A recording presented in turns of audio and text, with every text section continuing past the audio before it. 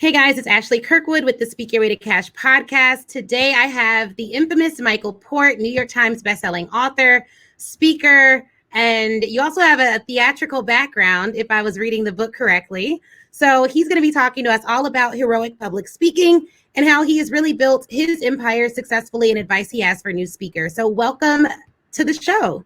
Thank you so much. So tell us a little bit about who you are. How do you describe yourself and what you do now and what you've done in the past? Well, I describe myself as a seriously flawed human being who just tries to do his best every day. You know, I think that especially in the world of personal development, business development, there's this mythology that exists that you're supposed to, you know, at some point just figure it all out and have all the answers. And then everything just clicks and everything is just easy. You ride off into the sunset with your, you know, millions of dollars in cash and everything's perfect. And I haven't actually found that to be true. So, you know, some days you have huge wins and other days, you know, you don't. And sometimes you have a big win in the morning and then in the afternoon, you know, you're anxious and frustrated and you know, having trouble solving a problem. So I think the greatest pleasure really from supporting my family and the people that I serve. You know, I think that heroic public speaking is the greatest gift that I've ever been given. You know, my wife and I created it, but I really do feel like it's a gift that we've received. I think that we exist for the development of the people who work here and the development of our students. So, yeah, just a flawed, you know, human trying to do his best. That's really as simple as that. Now, I did not know that your wife was the co-founder or co-creator of Heroic Public Speaking. So is she also, does she also have a performance background? And she does, yeah. So she actually went to the Yale School of Drama and got her master's when I was at NYU getting my master's. And she, of course, got into both programs. I only got into NYU. I did not get into Yale. But she chose. We won't hold that against you. Well, we would have met, you know, 25 years ago. But, you know, it's interesting. We actually met out here where we live in New Hope, Pennsylvania, about 11 years ago. And it's her performance background that was the inciting incident, I think, that helped us meet. So I was going to pick up my son at daycare. It was, you know, the after school program. And I got out of my car and I closed my door and I heard a voice from about 65 feet away. And I thought, should I say something? No. Okay. All right. I'm going to say something. Now, I wasn't trying to, it wasn't like a pickup line. I really had this immediate hit that she must be an actor. But we're in New Hope, Pennsylvania. There's not a lot of actors in New Hope, Pennsylvania. It's not like we're in New York City or LA, right? Where, you know, every street corner is dotted with actors. But I went up to her and I said, I know this is going to sound crazy because we're in New Hope, Pennsylvania, but are you an actor? And she said, no. I mean, I was. Why? I said, where did you train? She said, Yale. I said, when were you there? And she told me. I said, I was at NYU grad at the same time. And she said, well, how do you know? I said, your voice. I can tell that you have a trained voice. She said, you mean what? I said, I just heard you from 65 feet away. She's thinking, I wonder if this is a pickup line. Yeah, but she says that she really didn't think it was because I was really, I mean, first of all, I was right. That's, you know, and it wasn't just, are you an actor, but it was, where did you train? Right. She has such an open and resonant voice. And her speech is so clear that I could tell that she had training, and that's how we met. Interesting.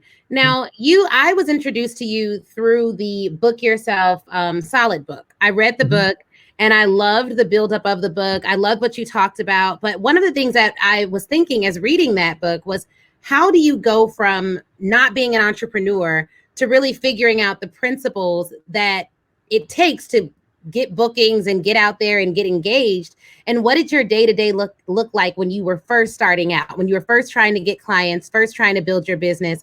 What did that look like? Because most of our listeners are in the first year to 3 years of building their speaking business. Yeah, sure. So when I left acting, I didn't think I had any particular marketable skills. I had a master's degree in acting and an undergraduate degree in theater as well. But I was really into fitness at the time. And there was a job opening for a group exercise manager. And I thought, oh, well, this is great. I'll go apply for that job. And I was very lucky to get the interview, but I had none of the qualifications they were looking for. None of the certifications they were looking for. And so I said to them, listen, I have none of these qualifications, none of these certifications, but I think that you should consider me, and here's why.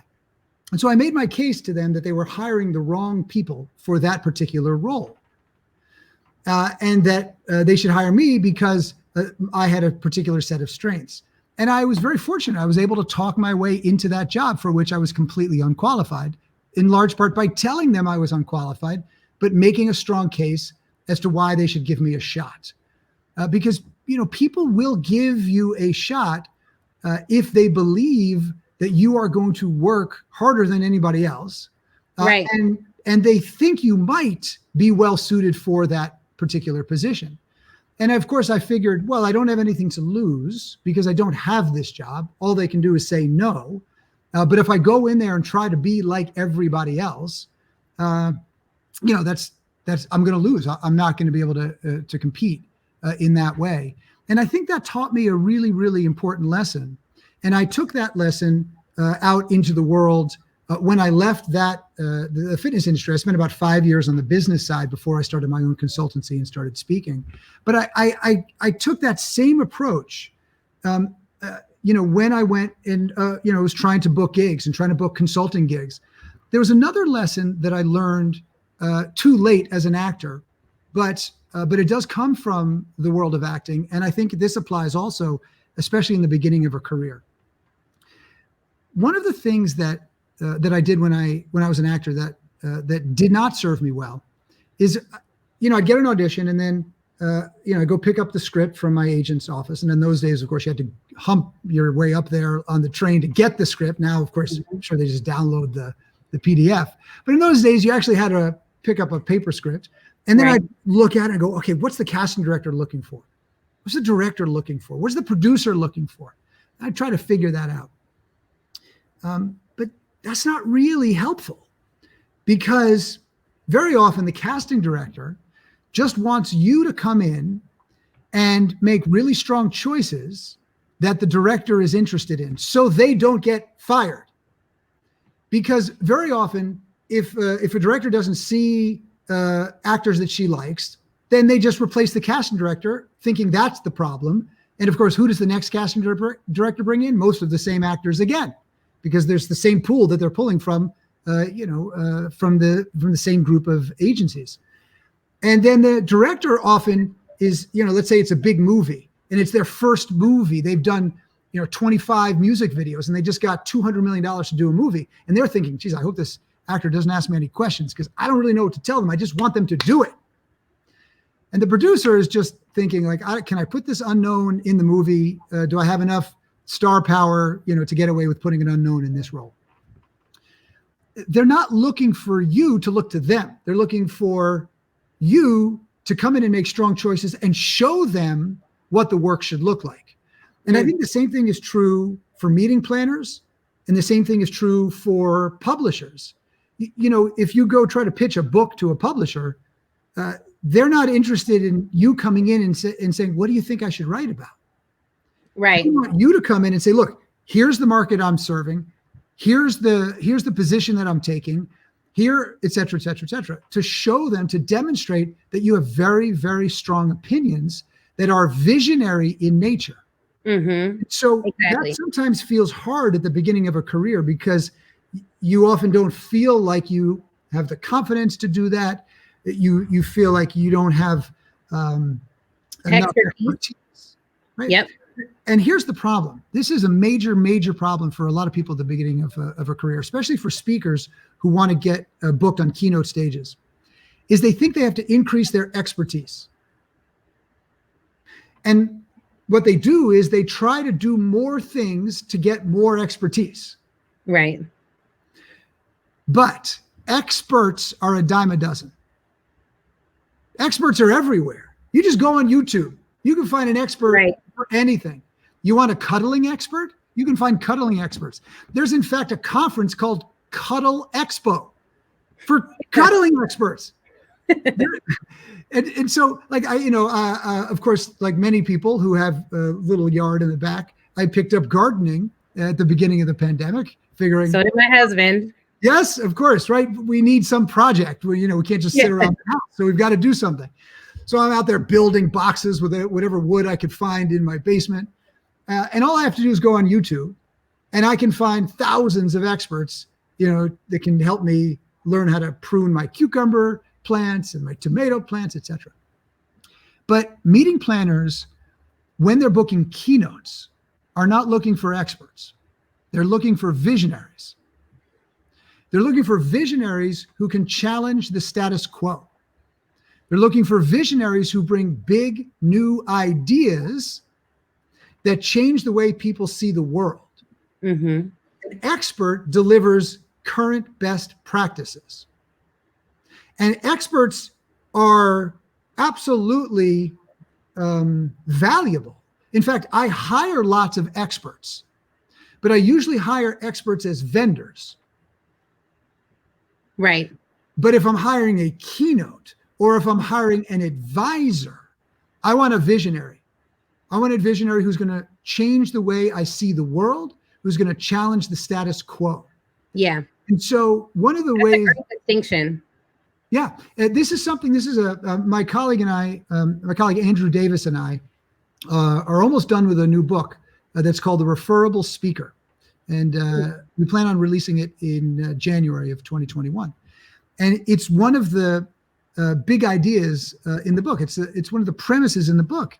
And then what we do is we focus on how do you become a visionary and deliver a transformational visionary speech rather than just delivering how-to best practices. Because if there are three types of sessions, there's workshops, there's breakouts, and there's keynotes. Mm-hmm. The keynotes are usually, again, not always, but usually, especially the big conferences that are high paying, the keynotes are usually delivered by the visionaries. Yep. Lisa Nichols, Simon Sinek, they're sharing big visionary ideas.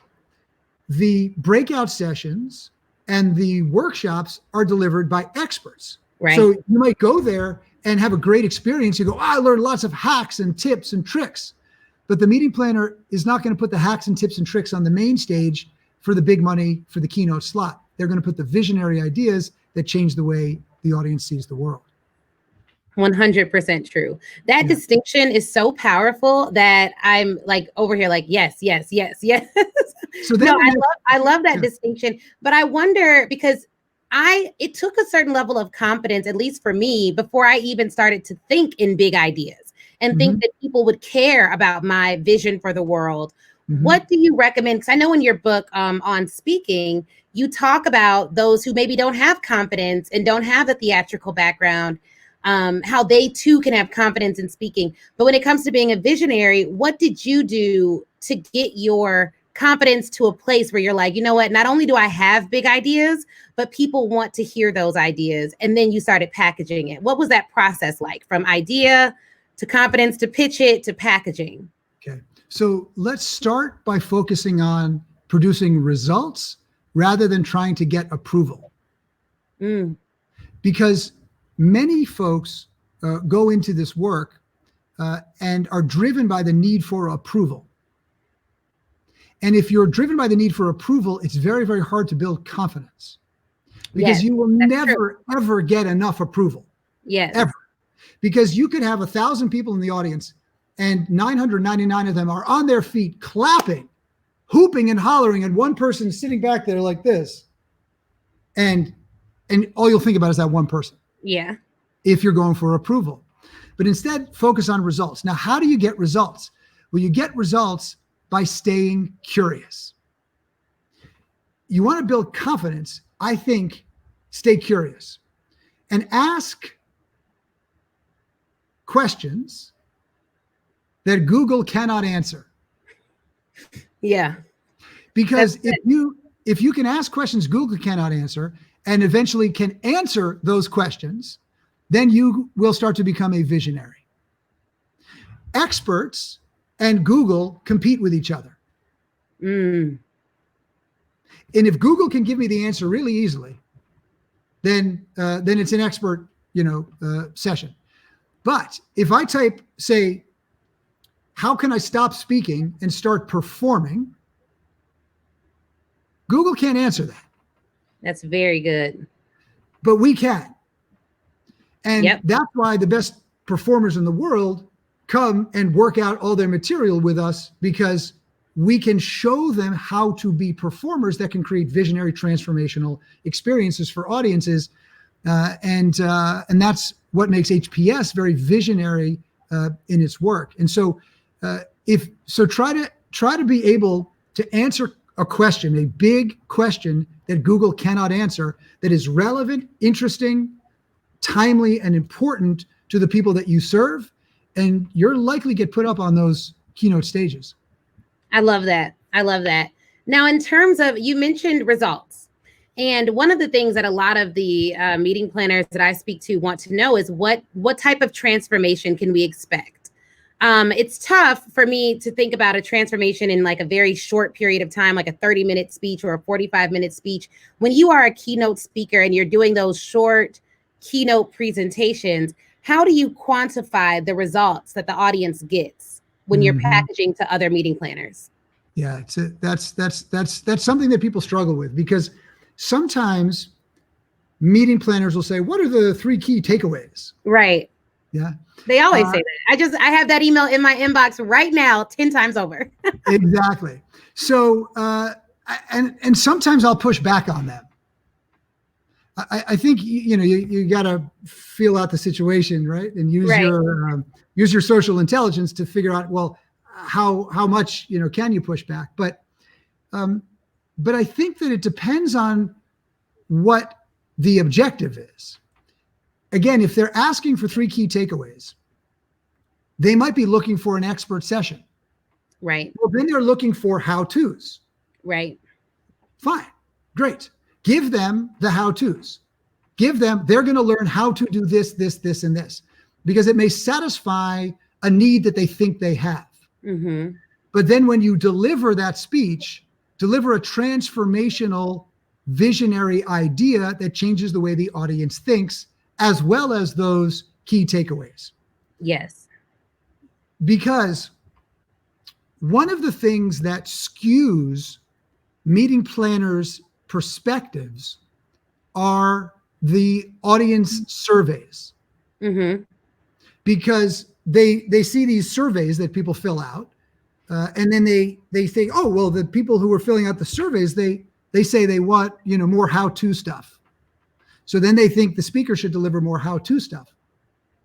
But who is filling out those surveys? If you have an audience that includes the C-suite, executives, managers, and frontline practitioners, of those 5 groups, which one do you think is filling out the surveys? The practitioners. Yeah. People on the front lines. Now, the problem is that they're only one segment of the audience, and there is an audience hierarchy of needs. And when we're designing speeches, we want to make sure that we serve all of the levels of the audience's hierarchy of needs. So, as we indicated, there are at the bottom, Maslow's hierarchy of needs. Mm-hmm.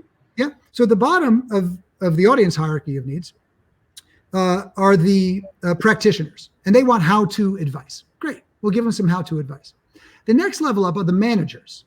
The managers want how should we advice, because they're trying to get the practitioners to do what they want them to do. The next level up are the executives. They want to know, how do they advise? Meaning, how do other executives in other industries do what we want to do? Then the next level up is the C-suite. They want challenging big ideas that change the way they see the world. And so if you want to if you want more gigs, you've got to be able to speak to all of the people in the audience's hierarchy of needs, because the people who will refer you to get more gigs are the people in the C-suite. The practitioners don't have the ability to refer. Right. That's very true. And here's the thing. There's something that we call the Keynote Conundrum. Now, the Keynote Conundrum is this. When people start marketing themselves as speakers, they look at really, really successful keynoters, big name keynoters, and they say, oh man, I'm going to get a website like them. And I got to get like a video with splashy, sizzle reel. And I need arresting imagery of me on stage going, yeah. Right. Yeah. Oh, maybe I should buy some YouTube ads of me speaking. Yeah, that would be good. That'll do it. Right. And then it doesn't work. Nothing happens. Those speakers have earned it. They've been on those big stages, so they've got all that arresting imagery. But we don't have it if we're at the beginning. How do we have a really big sizzle reel of us on big stages when we've never been there? Right. How do we get those cool action shots? We can't. So it doesn't work. And then the speaker who's been there for 20 years will say, well, you just got to pay your dues. You just got to do those chicken dinner speeches. Right. Do 500 speeches free. Yeah. You're like, oh my God, it's crazy, right? So our theory is this. And I felt the same way, and I wrote about this in Book Yourself Solid. I think that marketing doesn't actually get you clients. It doesn't book business. It doesn't. What you do once somebody becomes aware of you is always what books you the business. Mm-hmm. So as a speaker, if somebody becomes aware of you, they need to see you speak. Yeah. If you're delivering a speech that is what we call a referable speech, meaning they see it and they want it, or they want to tell someone else about it, then you will book speech after speech after speech after speech, because the most successful speakers in the world, every time they deliver a speech, they get multiple leads. Yes. So when you're delivering a speech and let's say there's a decent sized audience, you should be getting multiple leads. So let's say you get 4 leads. Well, you should be booking 2 of those. So if you book 2 leads, that's 2 more speeches. Now you're going to get 8 leads. So you're going to book 4 speeches. Then you're going to get 16 and book 8, and so on and so forth. And you can leverage the power of compounding gigs. But if the speech that you're delivering is not producing stage side leads, if people are not coming up to you after that speech, or email, or filling out a form on your website during the speech, or calling you the week later, it's not yet a transformational, referable speech. The speech needs the work. So what we recommend people do is, instead of focusing on the marketing, focus on the speech. Which because people don't focus on first. What did you say? Typically, that's not the focus first. The focus is, how do I get paid? How do I do the marketing side of it? And that makes sense. But if you get on stage, you can work your way to your first speech. I tell everyone that I work with that you can work your way to your first speech, but you cannot necessarily work your way to your 10th if the first one is really bad. Because you get on that stage and it flops, they're not going to refer you. And even now in the virtual world, what I found is a lot of my clients, even if they haven't seen me speak, they'll ask, can I speak to the last person that you spoke to? And they have a private conversation without me. And based on that conversation, will bring me in to do some work for the organization. That's right. So you have to be good. Yeah. All you need to do is one speech. You just need to book one speech. Yeah. And if the speech you deliver is good enough, well, then the whole year is set. That is how it works when you've got a referable speech. But if you're not getting the stage side leads, then it's back to the drawing board. Because look, I don't know, one of the questions that we had for ourselves, and this is sometimes this is one of the ways that you can figure out what question you want to answer that Google can't, is you look at what frustrates you. Like what frustrates you about your industry, about the world that you just, inhabit. Because often you're going to be pretty passionate about that thing. Yeah. So, I was always frustrated by the fact that I see so many speakers delivering speeches that were below their capabilities. Mm-hmm. I knew they had more to offer, but it just wasn't there. And I said, why? Because my theory is, I think everybody's doing their best. Even when we don't think they are, they're doing their best, because nobody's going to go up on stage and try to do anything but their best. So that's the best that they can do on that day. And I said, why? Well, maybe because they're winging it. So why are they winging it is the next question. Well, because they don't know any better. Well, why don't they know any better? Well, because they don't have craft. They don't have stagecraft, and they don't have the craft of speech writing. These are crafts that you can learn. Now, I learned the craft of stagecraft in a master's level program at NYU. My wife learned it in a master's level program at Yale. We were incredibly privileged to go to these programs. Yeah. It took 100 years to pay off my student loans. But just to get to that education was extraordinary. So the first time I got on a stage, I knew how to move on stage. Right. In a way that most speakers didn't, because I was professionally trained. It would be like getting into a race car, having no experience racing cars. It's probably not going to go very well. Right. But if you know how to race a car, driving a regular car is going to be pretty easy. So why don't they have any craft? Well, because you don't learn that in college, in high school, in business school. They're not going to teach you that. They may give you a public speaking course where they just teach you not to say a lot, but outside of that, they don't really have the ability to teach you the craft. So he said, well, I think that some of the speakers that I've come in contact with overvalue the marketing and undervalue the art of performance, because I'm of the mind, no one pays me to speak. They always pay me to perform. So right. I did theater in high school and debate, and I was a trial lawyer. So I was like, you put the jury to sleep being a boring trial lawyer, not thinking about performance or tone or pitch or drama or pausing or movement. Like, you have to perform. Everyone likes a performance. People pay for it all over the world every day of the week, but no one's paying you to just get up there and talk. That's right. So what do most people do when they work on a speech? They say, okay, I'm going to get my title. Got my title.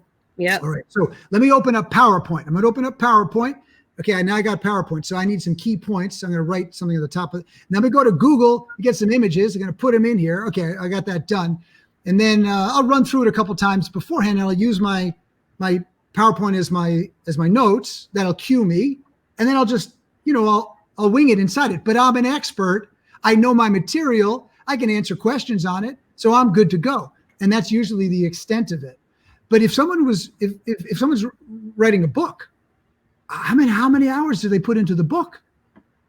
Yeah. I mean, hundreds, thousands. Yeah. Yeah. So why don't we put the same kind of time into a speech? Well, because it's easier just to go and talk it. Well, and because you've already been paid. And so a lot of people don't put the time in after getting the paycheck, which is the ultimate goal for a lot of speakers, to do what it takes to be good at your craft, and recognizing that it is a craft, it is a skill set, and it's something that you can grow into. It's not set. So just because you don't have it now doesn't mean you can't become an excellent speaker and performer and really give people an experience. That's right. And talent is overrated, very overrated, very overrated. Talent will get you so far, right? You got the gift of gab, charm, can tell a good story, but that's probably not going to be transformational.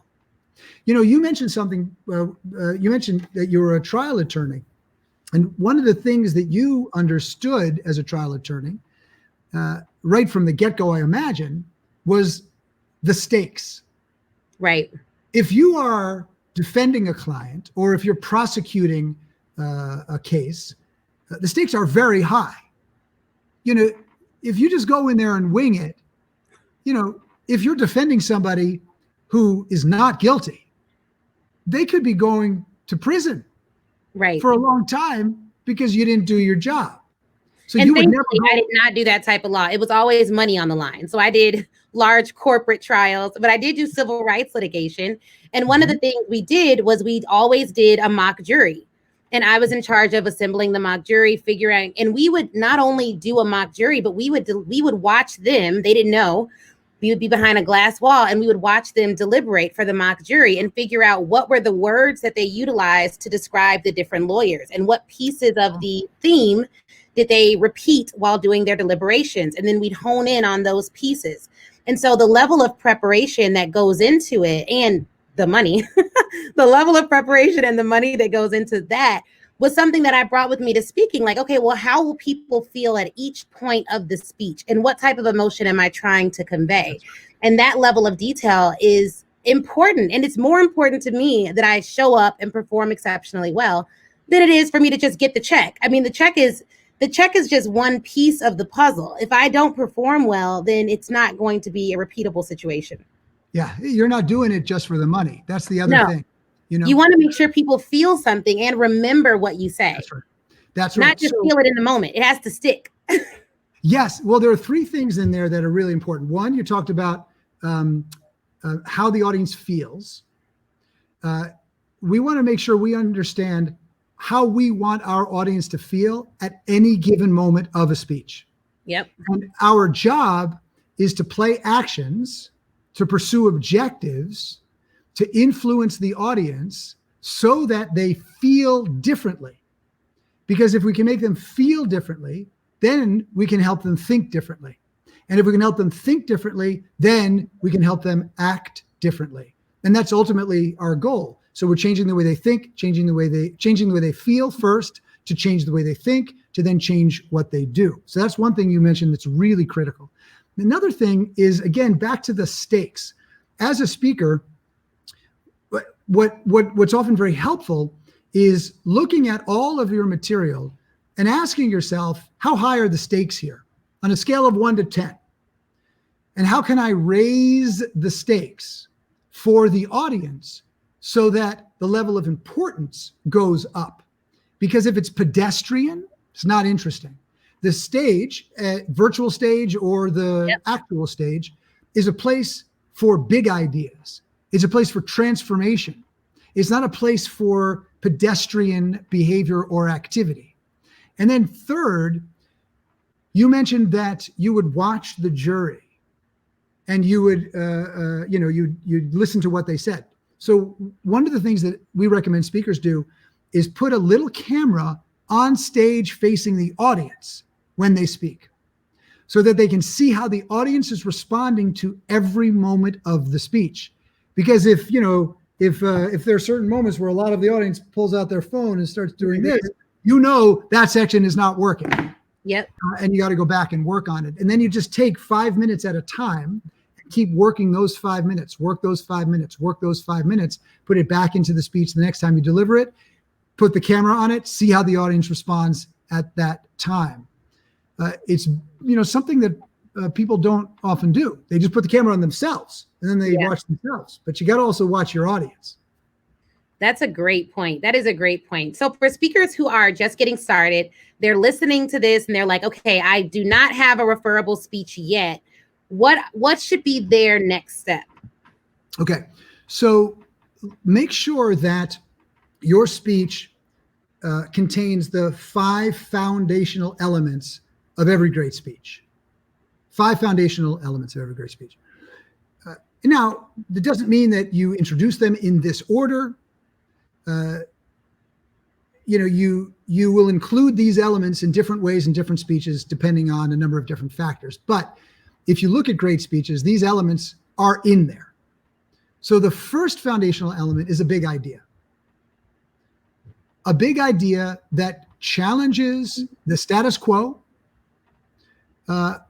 Because if the idea is not big, it's not important to anybody. It's not really worth that keynote stage.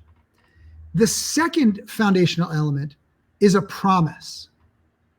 And if the big idea is adopted, then the promise should be achieved. If the big idea is adopted, then the promise should be achieved. The third foundational element is being able to articulate, demonstrate, illustrate that you understand the way the world looks to the people in the room. Because that's good. When you're delivering big, challenging ideas, it can be provoking, it can be provocative. And if the audience doesn't know you, look, if your hero comes out, if your hero comes out and challenges you, you're going to say, absolutely, I'm on it, let's go. Even if you don't know them. But I mean, you personally, they're just your hero. But if a speaker comes out that you don't know, or you've maybe heard of but don't know well, and challenges you, the first human instinct that many people have is to protect themselves. Right. Because if I'm challenging you to think differently or behave differently, and you don't want to have to do the work, because most of us don't want to have to do the work. You know the expression, the only person that likes a change is a baby with a wet diaper. Change is not easy. Change is hard. So if there's going to be a lot of change required, then they're going to look for excuses, reasons not to do it. And if they can say, yeah, right, I know that's important, but I'm different. You don't get me. They can just turn you off. They can say, that's it. No, that's fine for somebody else. Maybe that person over there. Yeah. But if they say, gee, you got my number, you nailed me, you got me, then they say, okay, I got to listen to this. So number 3 is being able to demonstrate that you understand the way the world looks to the people in the room. The 4th foundational element is being able to articulate the consequences of not adopting the big idea. If you stay just a speaker and not a performer, but you want the keynote stage, and you stay in Expertville and you don't move into visionary town and deliver visionary transformational ideas, then you will probably get speeches, but they will be very small breakout rooms at small conferences.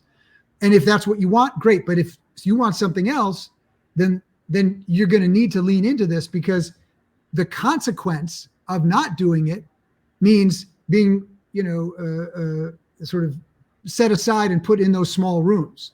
So if we can articulate what the consequences of not adopting the big idea and achieving the promise are, it often moves people, because we know that people are often moved by pain.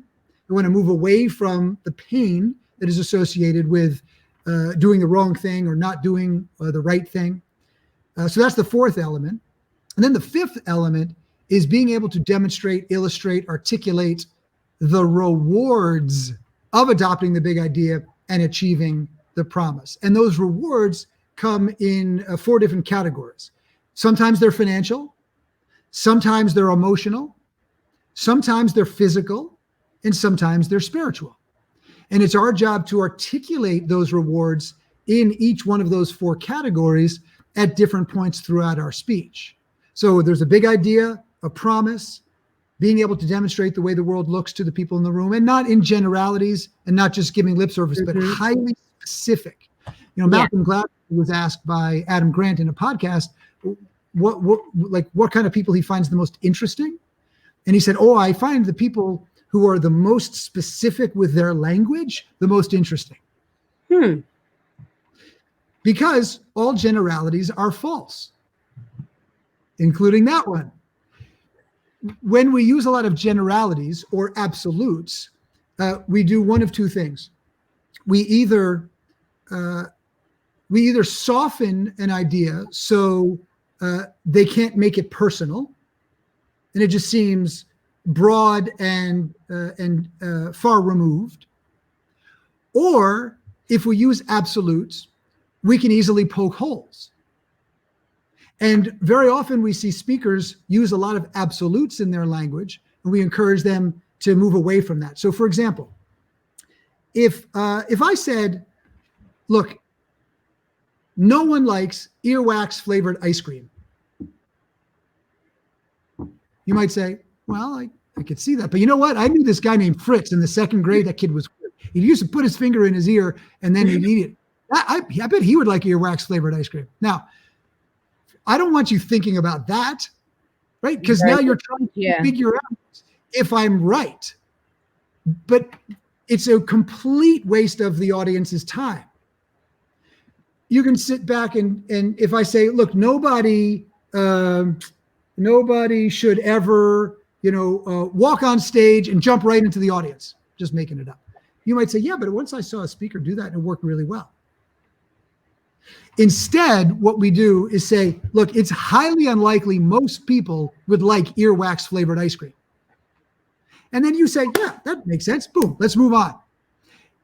When you use absolutes, you often create an opportunity for them to poke holes. It's just a natural human response. Mm-hmm.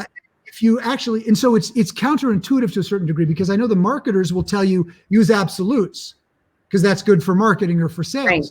But sophisticated audiences who are trying to consume big ideas that may be complex, they do better generally when we give them room to consider the ideas. And so actually leaving room for other people's perspectives by saying, often what we see is this, or it seems like many people, boom, then they go, yeah, It's a lot easier for them to get on board with the argument because they're not looking for the holes. And when you use an absolute, you're often closing down other perspectives, and it's very rare that we're 100% right. And just like for speaking, we don't think there's any one way to do this work. There are many different approaches. Our job is to provide processes, ways in for our students so that they can then take those processes, make them their own, and create their own style and their own way of working that is incredibly compelling to the audiences that they serve. No, that is really good. Those 5 key elements to a referable speech, that is phenomenal. And I really, really appreciate your time in breaking that down, because there's no way you're listening to this podcast and not getting value out of what's been said already. Hopefully you're scribbling notes ferociously and changing your speech and even your language, because I've always said, I've said to the audience several times, people aren't hiring speakers. They are hiring experts. They want you to have an expertise, or at least have a speech that can show them something different. But I've never thought of it in the sense of maybe that terminology is misleading, because they're really wanting to hire a visionary, which has always been like my signature speech, The Currency of Confidence. It's about a big idea, how to use it to actually get what you want out of life, and how it's literally a currency. And I think about that, and it's an expert speech, but it really is it's a visionary ideal that people can use to think about their lives differently. Yeah. Well, yeah, I watched your TEDx before the interview. I wanted to get to know you a little bit, and you are delivering a visionary, transformational speech. It's not a how. It must be true now that you said it. Well, it's not a how-to speech, right? It wasn't. It's a how to think speech. Yeah. And so that's why, if your position is a visionary, they go, look, we've got this visionary coming in. She's going to change the way you see X, Y, and Z, which is very different than, so we hired this expert, and the expert's coming in to tell us what to do. And they're like, okay, right. You're already doing that visionary work, and sometimes just relanguaging the way that we're positioning ourselves, or even thinking about ourselves, changes the nature of our work. Absolutely. No, that really opened my eyes to that. And then the point that you made about Google is just, oh my goodness, I can't believe you gave that out for free. Because that's that's such an easy way to think about whether or not how you're positioning yourself is as an expert competing with Google, or as a true visionary with big ideas. So how can people connect with you? What we definitely want to know when your book launches, what list do we need to be on to learn more about heroic public speaking? Tell us about how we can stay connected to you and learn more about the services that you offer currently. Sure. So you can go to heroicpublicspeaking.com. That's heroicpublicspeaking.com. And of course, we have lots of resources there for free that you can take advantage of. You can also buy Steal the Show, which is the last book that I wrote on public speaking and communication. It's a tour de force on public speaking techniques. And you can, of course, buy it. It's very good, by the way. I have it on Audible. Thank you so much. And then I also have a podcast under the same name, Steal the Show with Michael Port. So you can listen to that. And then in January, we have this new book coming out called The Referable Speaker. And we have a website up for it, thereferrablespeaker.com. And you can just put in your name and email address, and then we'll let you know when it's available. And it's a cute little website, too, so you might have fun. There's a little, what do you call it? When there's like a little hidden thing that you have to find? An Easter egg. That's what it is. There's a little Easter egg in there. If you can find it, you'll enjoy it. So there's a couple of ways to find us. Awesome. Well, I will link to everything. I'm a huge, huge, huge fan of your work. I just thought that the way that you explain concepts is so easy to understand. And I love the work that you're doing. So I'm happy to share with the community. And we have a lot of folks who are going to find immense value in the resources and even just the interview. Very, very grateful for your time. It's my pleasure. Thank you for inviting me. Definitely. Well, thank you guys for listening to the Speak Your Way to Cash podcast. Check out all of the links in the show notes and definitely head over to heroicpublicspeaking.com to learn even more about Michael Port and the resources that he has for speakers. And remember, we are visionaries, not experts, and we do not compete with Google, folks. I'm out, and I'll talk to you next time.